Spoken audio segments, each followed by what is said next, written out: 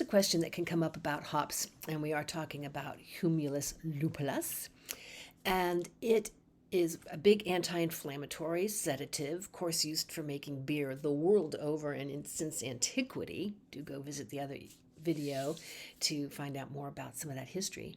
In traditional Chinese medicine, TCM, it's used for clearing heat, calming Shen, that's your consciousness, your awareness, and regulating liver qi.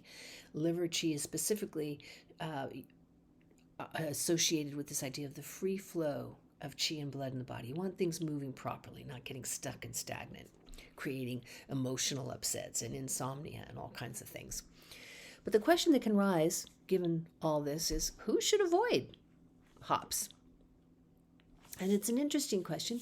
There are people who have conditions that are sensitive to estrogen, and they might want to be careful using hops because estrogen has hops has estrogenetic qualities to it. So a few conditions that come to mind immediately would be breast cancer as an example, endometriosis, for example, anybody using pharmaceutical sleep aids, because this is a sedating herb. It can be used by itself. It's also commonly kind of teamed up with another herb, valerian, to help calm and put someone to sleep. You wouldn't want to necessarily use it before surgery if you're going to be under anesthesia. You just get too sleepy. And it is wonderful to help aid sleep. It helps relieve anxiety. It's said to basically kick in like 30 to 60 minutes for the full effect.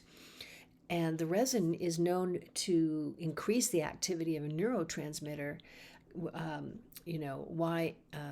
aminobutyric acid, and that's GABA, G-A-B-A. You may be familiar with that. You'll see it on, natural sleep aid labels or supplements. And it helps inhibit the central nervous system, and in that way supports sleep, kind of calming everything down.